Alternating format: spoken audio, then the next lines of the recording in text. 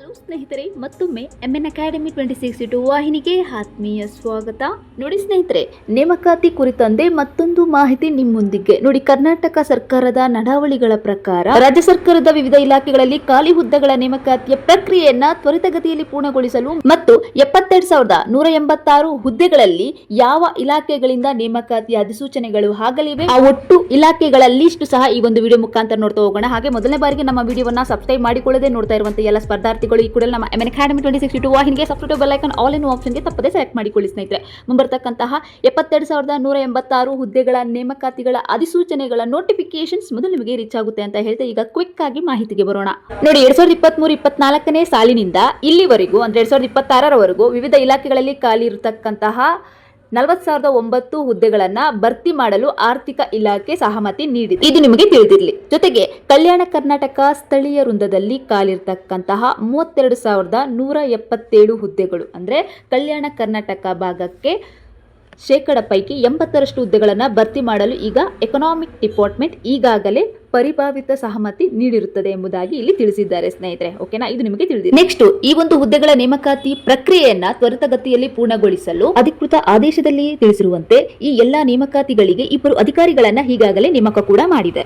ಹೀಗಾಗಿ ಸ್ನೇಹಿತರೆ, it's very important. ನೇರ ನೇಮಕಾತಿಗಳ ಹುದ್ದೆಗಳ ಉಸ್ತುವಾರಿಯನ್ನು ಸರ್ಕಾರದ ಅಪರ ಮುಖ್ಯ ಕಾರ್ಯದರ್ಶಿಗಳಿಗೆ ಮತ್ತು ಅಭಿವೃದ್ಧಿ ಆಯುಕ್ತರಿಗೆ ಈ ಒಂದು ಜವಾಬ್ದಾರಿಯನ್ನ ವಹಿಸಿದೆ ಸ್ನೇಹಿತರೆ. ಹೀಗಾಗಿ ಸರ್ಕಾರದ ಈ ಒಂದು ಆದೇಶದ ಪ್ರಕಾರ ಪ್ರಸ್ತಾವನೆಯಲ್ಲಿ ವಿವರಿಸಿರುವ ಅಂಶಗಳ ಹಿನ್ನೆಲೆಯಲ್ಲಿ ಈ ಆದೇಶದ ಅನುಬಂಧ 1ರಲ್ಲಿ ಸ್ಕ್ರೀನ್ ಅನ್ನು ಅಬ್ಸರ್ವ್ ಮಾಡ್ತಾ ಹೋಗಿ ಸ್ನೇಹಿತರೆ. 17 ಇಲಾಖೆಗಳ ನೇರ ನೇಮಕಾತಿ ಹಾಗೆ ಅನುಬಂಧ 2ರಲ್ಲಿ ತಿಳಿಸಿರುವಂತೆ 34 ಇಲಾಖೆಗಳ ನೇರ ನೇಮಕಾತಿ ಮೂಲಕ ಭರ್ತಿ ಮಾಡಬೇಕಾದಂತಹ ಖಾಲಿ ಹುದ್ದೆಗಳನ್ನ ತ್ವರಿತಗತಿಯಲ್ಲಿ ಭರ್ತಿ ಮಾಡುವ ಕುರಿತು ಮೇಲುಸ್ತುವಾರಿ ಮಾಡಲು ಸರ್ಕಾರದ ಅಪರ ಮುಖ್ಯ ಕಾರ್ಯದರ್ಶಿ ಇವರಿಗೆ ಸಚಿವ ಸಂಪುಟವು ಜವಾಬ್ದಾರಿ ನೀಡಿ ಆದೇಶಿಸಿದೆ ಸ್ನೇಹಿತರೆ. Next, it's very important. ನೋಡಿ, ಅಧಿಸೂಚನೆಗೆ ಸಂಬಂಧಿಸಿದಂತೆ ನೋಡಿ ಇಲ್ಲಿ ತಿಳಿಸಿರುವಂತಹ ಈ ಎಲ್ಲಾ ನೇರ ನೇಮಕಾತಿ ಹುದ್ದೆಗಳ ಪ್ರಕ್ರಿಯೆಯನ್ನ ವಿತಿನ್ 6 ಮಂತ್ ಒಳಗಡೆ, ಅದರಲ್ಲೂ ಇಲ್ಲಿ ಅಬ್ಸರ್ವ್ ಮಾಡಿ, ಮುಂದಿನ 2 ತಿಂಗಳಲ್ಲಿ ನೇಮಕಾತಿ ಅಧಿಸೂಚನೆ ಹೊರಡಿಸಲು, ಮುಂದಿನ 4 ತಿಂಗಳಲ್ಲಿ ನೇಮಕಾತಿ ಪರೀಕ್ಷೆಯನ್ನು ನಡೆಸಲು ಹಾಗೂ ಮುಂದಿನ 6 ತಿಂಗಳಲ್ಲಿ ನೇಮಕಾತಿ ಪ್ರಕ್ರಿಯೆಯನ್ನು ಪೂರ್ಣಗೊಳಿಸಲು. ಇದು ನಿಮಗೆ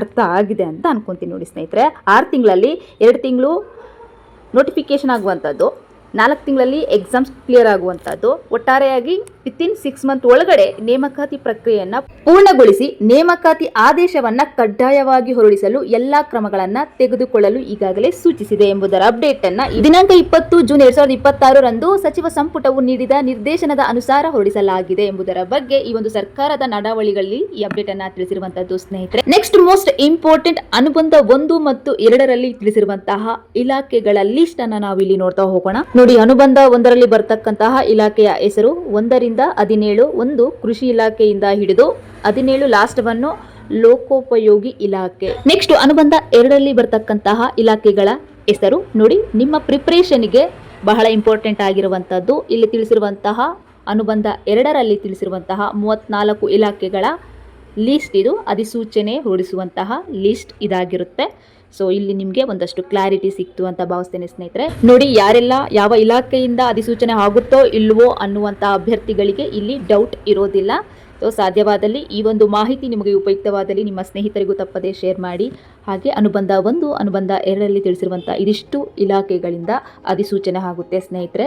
ಈ ಒಂದು ಅಧಿಸೂಚನೆಗಳ ಇನ್ಫಾರ್ಮೇಷನ್ ನಿಮಗೆ ರೀಚ್ ಆಗಬೇಕಿದ್ದಲ್ಲಿ ಈ ಕೂಡಲೇ ನಮ್ಮ MN ಅಕಾಡೆಮಿ 2062 ವಾಹಿನಿಯನ್ನು ತಪ್ಪದೇ ಫಾಲೋ ಮಾಡಿ. ಹಾಗೆ ಈ ಒಂದು ಮಾಹಿತಿ ಉಪಯುಕ್ತವಾದಲ್ಲಿ ಮತ್ತೊಮ್ಮೆ ಹೇಳ್ತಿದ್ದೀನಿ, ನಿಮ್ಮ ಸ್ನೇಹಿತರಿಗೂ ತಪ್ಪದೇ ಶೇರ್ ಮಾಡಿ.